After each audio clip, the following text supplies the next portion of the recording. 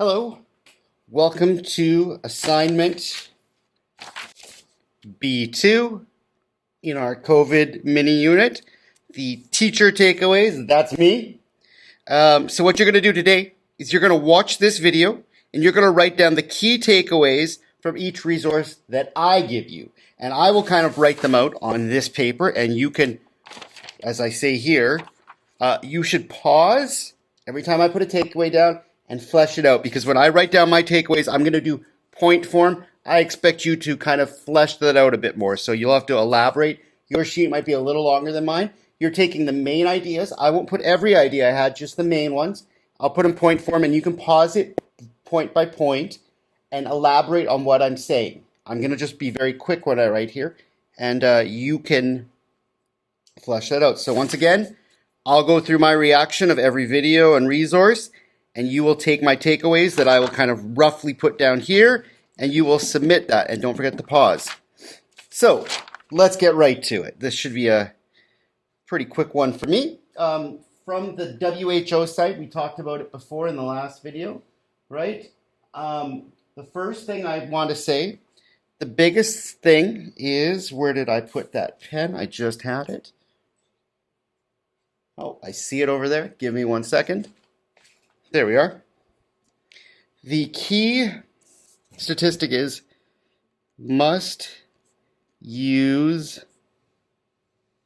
per million. Now, what does that mean? You can't just go country by country, because some countries have many more people than others. Some countries have fewer, but per person, on average, there's more cases. So you need to look at a consistent. So I would say this is consistent, and you can explain that, right? Looking by that. Next thing, the next big thing here that I noticed was that some countries are experiencing rebounds or waves and others aren't, right? So there was no certain graph. Some rebounds, some not. And then other things that you could look at, obviously, is by country and region by region. But those are my biggest takeaways for this one. Now, if we talk about the Mythbusters article, my biggest takeaways about this one, right? Not transmitted through houseflies or things like that, right? This is what this article is about. You've probably 5G does not cause COVID spread, things like that. It's caused by a virus. Drinking alcohol does not protect you. There's no drugs, these kinds of things. Putting pepper in your soup, bleach or other disinfectants on your body will not protect you. So the biggest takeaways I got was two things. I would say a lot of crazy, and I mean straight up crazy theories. And the two kinds I would say would be internal, and you can explain what I mean by that, and external nonsense. Both of these. So internal nonsense, I'm talking, you can explain that, like bleach, pepper, cleaners, things like that, and how they won't help. You can elaborate more on what I'm saying. Please turn it into some kind of coherent sentence. And the external things like spraying cleaners on your body, or here I got it right here. You can see a little UV light, like that's gonna. Oh, now I'm free. Oh, no more COVID. I'll shove this up my nose here. Yeah, all good. We've cleared the COVID. If you listen to a certain president talk, he had other ideas where you could put these UV lights, but we won't get into that. Please don't. Why do I have this UV light? I sometimes install screen protectors on phones that you use a sealant on, and this light cures it. So I happen to have one kicking around. A little side hustle here. So those would be the biggest things. So external things like light and sprays, things like that. So that's what I would say, is that most of the really wild misconceptions are like full on non-scientific. And there's people that actually believe them. For the USA Today article, remember, key thing here is that it's very early. This is a very old article, and it talks about country by country. I said this would be a good hub and a starting point. So what did I say about this? The key here, this is one of the biggest things in the whole series of resources we've used, is that it talks about travel restrictions. It talks about social distance. It talks about restaurants and bars and offices, testing, and lockdowns. And you can rate, but I feel like this might be what I call the big five. This might be something that we will use for every single one. So no matter what country you pick, we might have this on a chart. Maybe it'll be the big eight once we look at the CBC article coming up, where it talks about tracing, trust, and I can't remember what the other one is. But we'll look at that, and that's the first big thing. Because this is something that we could create, something no matter whose project we're looking at, we can all look back at these things and do research on these aspects of our countries and compare them and see where they're at. You would also want to know if we're all comparing cases per million, deaths per million, and things like that. So what we'll do when we get to making our actual project is we'll come up with some common things that we all must investigate and share, so that no matter whose project we're looking at, we can kind of get an understanding. Another big takeaway is the Sweden aspect. Now, fascinating study where they just kind of let it go. Now, the thing is that a lot of people talk about Sweden, and you can pause it and write down what I say here right away, right? But what they did is they trusted their society, because Swedes and Scandinavians in general, and I would know, I've been to, Iceland, which is not technically Scandinavia, Finland, Sweden, Denmark. I haven't been to Norway yet. We will, but they generally are rule followers. If you tell them to follow a rule, you don't need to make a policy or a lockdown. They generally, if you tell them to distance, they will. This is a true story about my travels from last summer when we were in Helsinki. I was going in Helsinki to catch a boat to Russia. This is a total side topic. You don't need to write this down. But we were going to catch a boat to Russia, and it was leaving early in the morning, and we were walking to the boat in Helsinki, and we were walking across town. We're kind of in the main area by the swimming pool and the big food market, just kind of getting into the little outskirts where the boats are, about another half mile down. And it was 6 in the morning. And we're Canadians, nice tourists. We've been everywhere. We like to follow rules. And we were walking, and there's not a single vehicle on the road. I haven't seen a vehicle all morning. It was like 6 in the morning or something. On a weekend, I think, too. Nobody was out.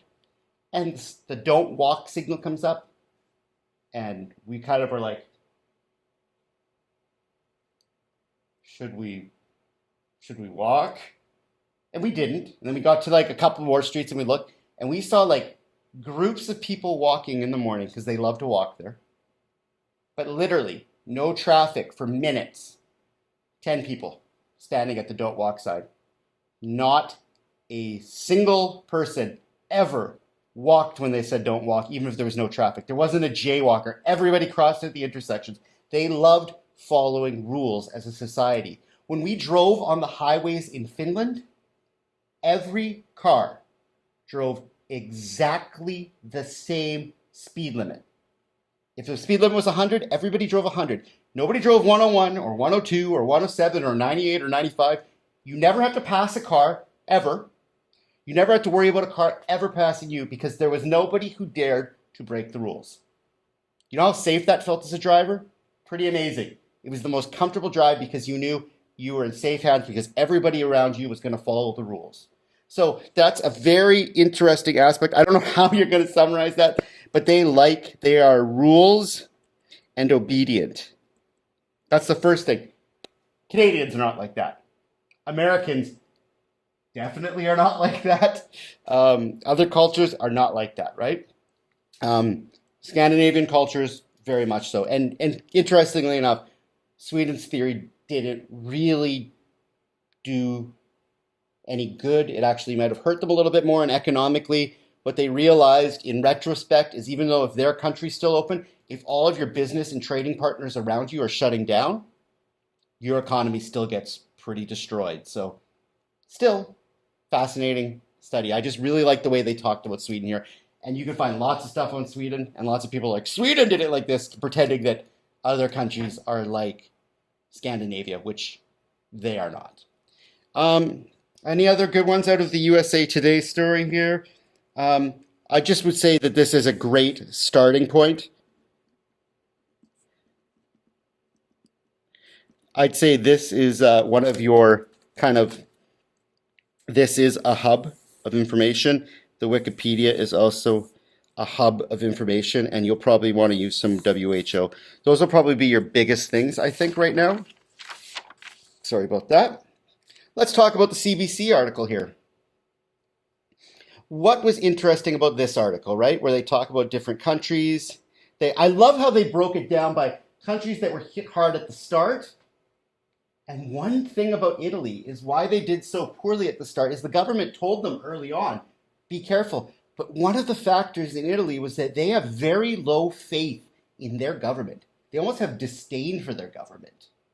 And if they don't believe what the government's saying, or they don't like the government, or they're very biased one way or the other, they don't pay attention or believe the government. And that actually led to problems where they had to eventually bring in the military. If you remember what it was like in Italy, I know a person who was living in Italy at the time. Fascinating. And that came down to the big takeaway from this article. The biggest takeaway here was the 3 T's. And you can tell me what those are, right? What does it say? Let's see. Where were the 3 T's? Let me take a look. I can't really see it on there. It's a little bit bright for me. Let's search that. Control F. Did you know that? That if you press Control F, you can search within a document? 3 T's. Testing, tracing, and trust. 3 T's. Testing, tracing, trust. And you can explain what trust means. That means government's belief or faith in their government. Society's belief or faith in their government. Now, one of the fascinating things from a Canadian perspective is that we have some provinces that are conservative, we have some provinces that are liberal, areas that are more NDP, more Green. There's all these different areas. We even have a liberal government. We just came from a conservative government before that. So in Canada, we have a lot of different political affiliations. But one of the neat things about Canada is no matter what party you were really belonging to, the core people in those parties, for the most part, kind of stuck to the same rules and guidelines. Now, it was province by province or region by region, and some people had slightly different perspectives or rules, but for the most part, there wasn't a lot of extremes on either side. As a whole, Canada acted pretty Canadian-ish and just kind of kept everything kind of to the middle of the road. For the most part, obviously there's cases, but generally speaking, no matter what government party you were getting it from, everybody was kind of on the same page, more or less, which made a lot more consistency, even though when living through it, it might have felt very inconsistent. But the testing, tracing, and trust was the first thing I thought was interesting. I thought the aspect on multi-gen houses. What's that mean? Okay, who dies more from coronavirus? The elderly. Now, when you think about that, what does a multi-generational house have to do with that? Well, in certain countries or certain ethnicities, some people live with their parents their whole life.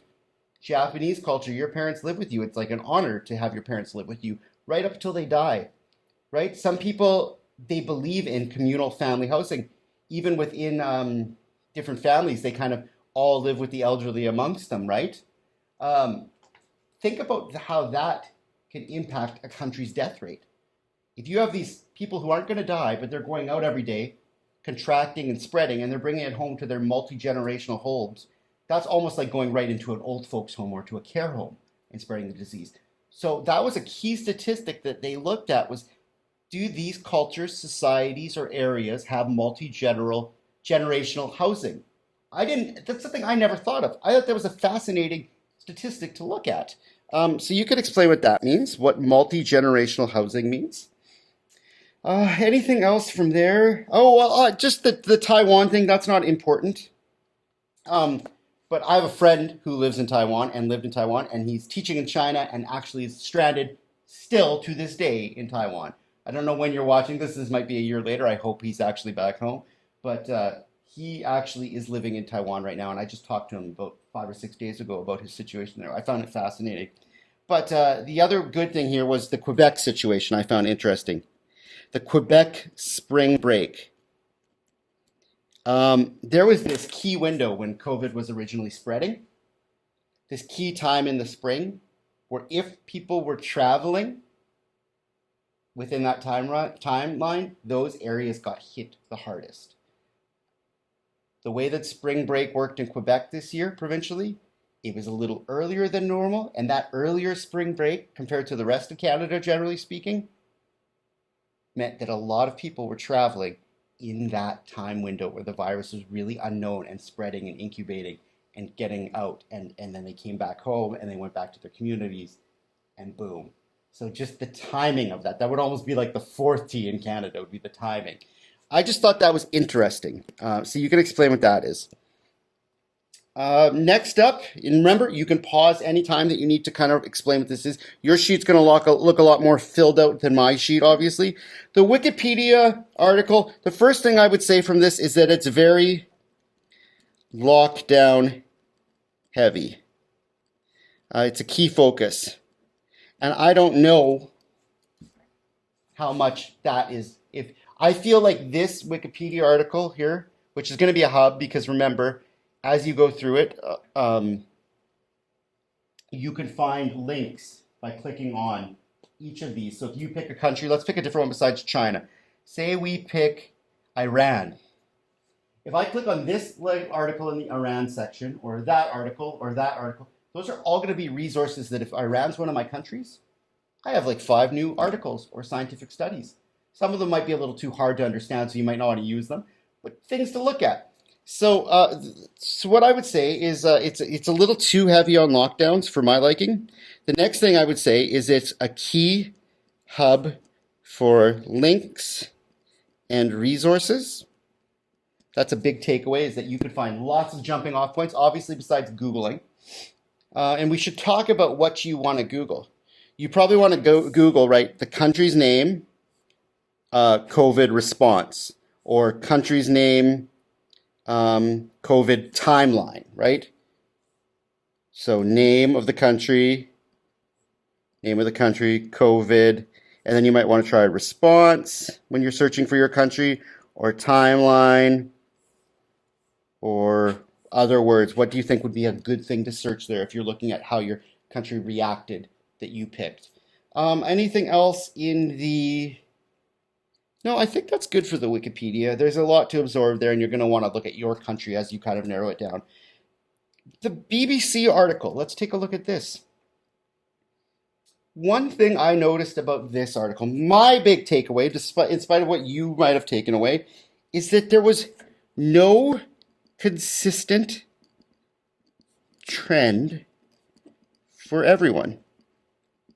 What do I mean by that? I mean that every country, even if they did similar things, had similar populations, it didn't really mean that their graphs were all going to be the same. There was countries very similar that had totally different outcomes.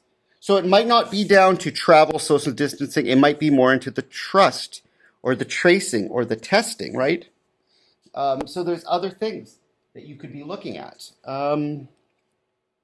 What else can I say here? Let's see. The Africa dilemma. What do I mean by that? I'm talking about money, I'm talking about politics, and I'm talking about climate. And what do I mean by that? You can elaborate on all of those when I talk about this. Okay, first of all, A lot of these countries are third world countries or developing or newly industrialized countries in Africa, a much lower GDP, generally speaking. How does that, do you think some of these countries have tests? Do you think they can pay for tests? Do you think that they have the resources to do testing? Hmm. Do you think that some of these countries, because these are not democracies in some cases, do you think some of those leaders want to pretend there is no such thing as COVID in their country? Take a look at our friend Iran in the Wikipedia article when there was a bunch of graves being dug in the desert that you could see on satellites, and they said, "What graves?" Which brings us to the China censorship in the Wikipedia article. That's an extra side thing, right? The Chinese censorship. You don't need to write that down, but I found that aspect of the Wikipedia article very fascinating. How they kind of got rid of a doctor who talked about it, and then he died anyway. But money-wise, do they have the resources? Politically, some of these countries don't want to admit they have a problem. They want to show power and strength or just live in complete denial. And the climate, well, some people say, well, COVID spreads in this kind of climate or COVID spreads in that climate. Well, we haven't had a full proper winter to study fully yet, but lots of people are saying certain things, and I thought that was an interesting aspect about this, right? That was a big, interesting part that I took away from this, besides anything else, is that we just don't know. It's the big unknown. And one more thing about climate. Think about this. Does climate mean that people stay indoors more so they're in close contact and spread it? Because in the Middle East, where I used to live, in the summer, everybody's inside, and in the winter, everybody's outside. In North America, in the winter, when it gets colder, everybody stays inside more, and in the summer, everybody's out. But we have cases in the States in the summer on Miami Beach where it spread like wildfire. We also have cases in the Middle East where it was hot and everybody was indoors, and it spread like wildfire. So we don't know whether climate means the disease physically does better in certain kinds of climates with certain kinds of atmosphere and moisture, or if climate means that socially we change our behaviors and therefore we get different results with how we're doing with the virus. Fascinating. All right, the ABC video, any key takeaways from this that I haven't talked about yet? Let's take a look here.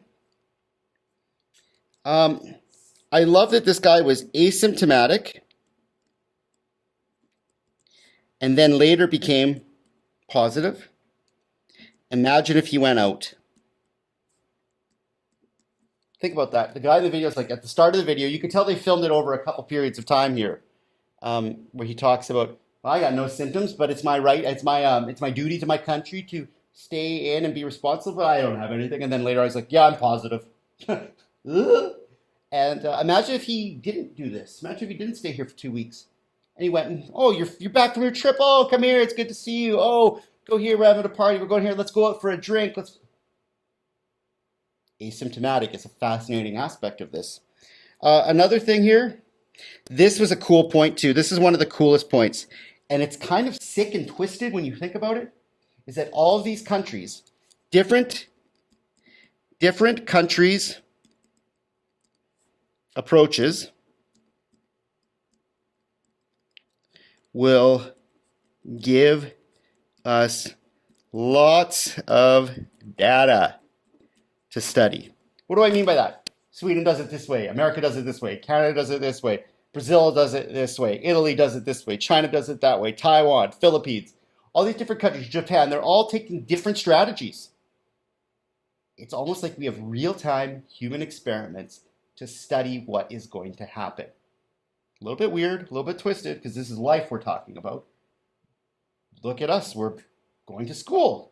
We're going to have all these case studies of real data that we can study. And as we get this first big pull of data coming in this next phase, we're probably going to learn a lot. All right, next up, the CNN article. Let's take a look at that. U.S. didn't trust, which is one of our 3 T's, right? And look what happened to them. Clearly the worst hit country on the planet. Comparing New Zealand, 3 cases. And you can go back to the video and see what I mean about lockdown. But what I'm basically saying is that when they had 3 cases in the country, all foreign travel was down.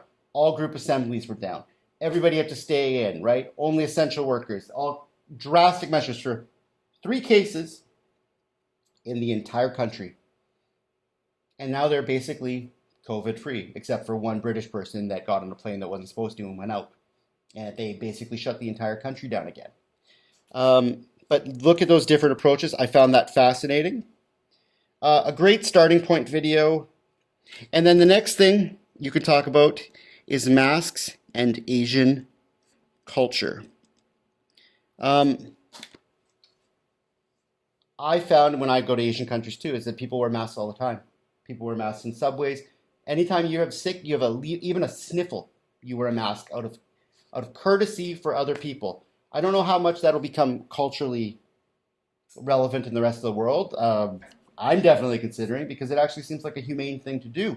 If you're sick and you need to come in, first thing you should do is probably not come to work. But if you have to come to work or school, maybe you put on a mask out of consideration. But in Asia, this is a very typical thing, even sometimes fashionable. So masks might be another thing to look at. How does society view masks? How does masks influence the spread of the virus? So I'm starting to think, if I'm just taking another paper out here, I'm starting to think of like a chart. You could pick country A and you could pick country B, and what criteria would you use to judge them, right? Is this what you're starting to see? Because this is what I'm starting to see. I'm kind of thinking on the fly. I would say maybe cases per million, maybe deaths per million, right? Something like that. Country A, country B. And then I might say testing. What was their testing? What was their tracing like? What was the other things we were looking at here? Social distancing policies. What was restaurants, bars, and offices? What was their policy, country A versus country B? What else would you look at, right? Was there lockdowns?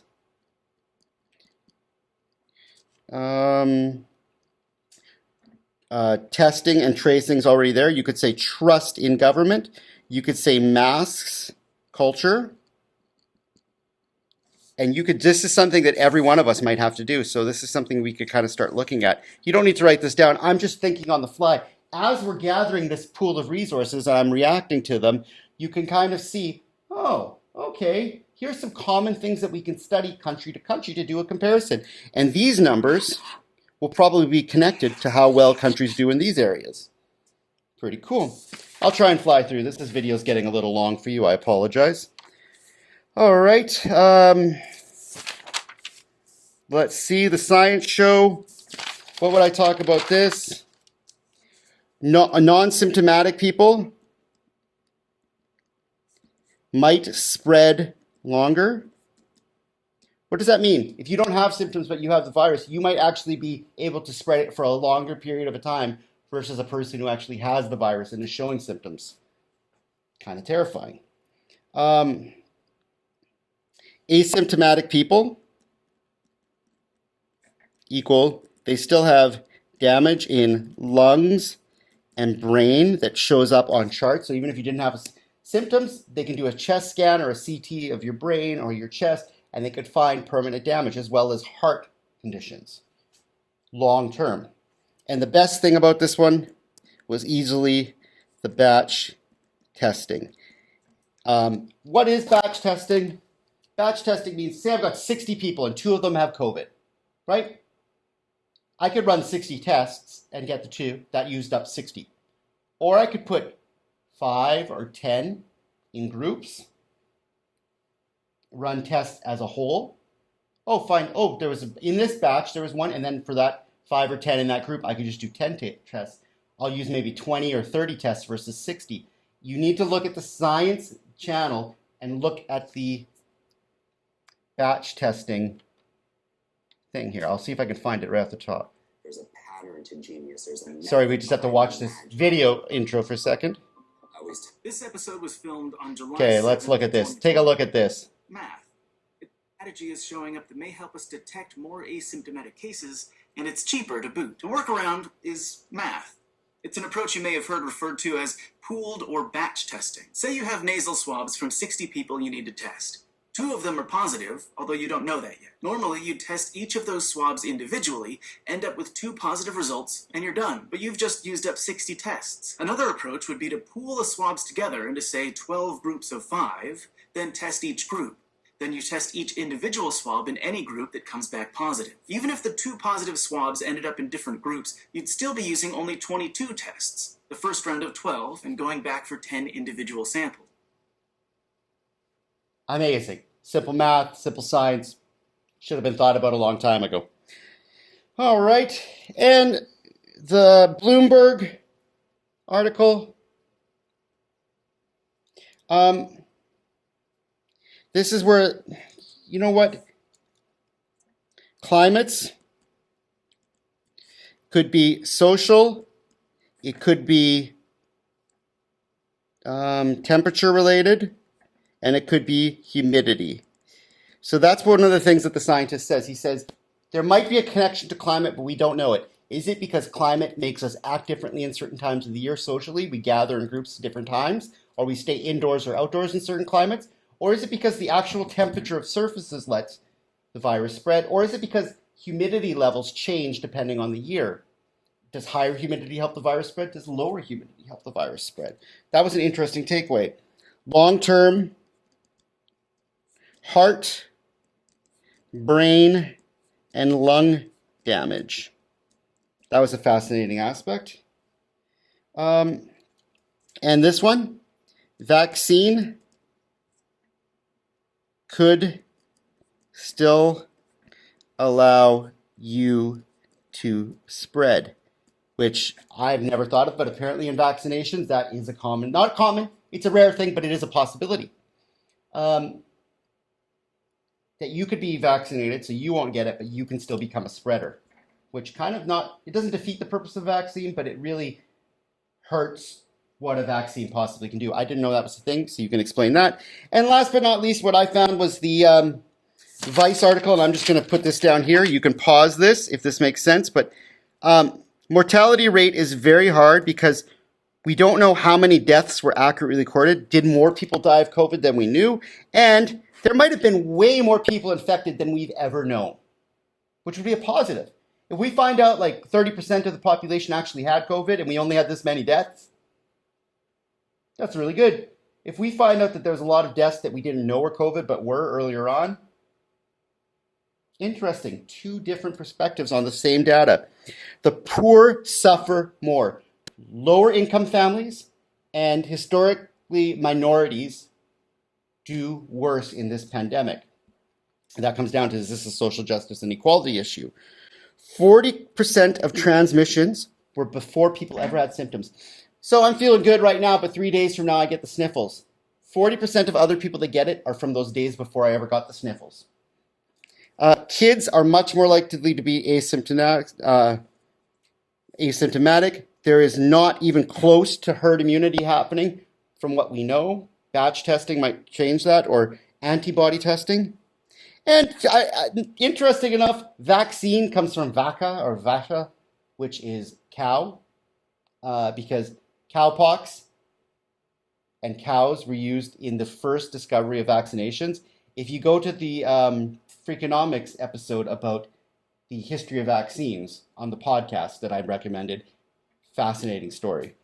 So that's basically all I've done. I'm sorry that this was a long video, but I kind of wanted to go through all of these resources. There's the Vice one. And we should be coming up with, in our minds, something like this. So what do you need to do?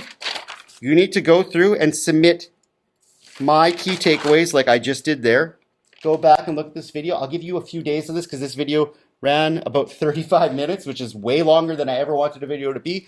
So I'm going to give you at least a few days to work on this, if not more. Take your time. Don't stress. Go back and look for whatever you need. And coming up next, what will we be doing? We'll be looking at kind of deciding which countries we're going to start picking. And you'll have to do a submission form where you prioritize which countries you want. and I'll prove it, and then we'll talk about what you need to find. And keep this in mind, right? Country A, country B, testing, tracing, social distancing, restaurants and bars, lockdowns, trust, and mask culture. We can look for that in every country we do, and we can have an interesting comparison. So thanks for bearing with me. I hope you've gotten inside of my mind, and I've looked at what you thought was important. And now as a class, we have a common pool of resources. So be safe, take care, take your time. Cheers.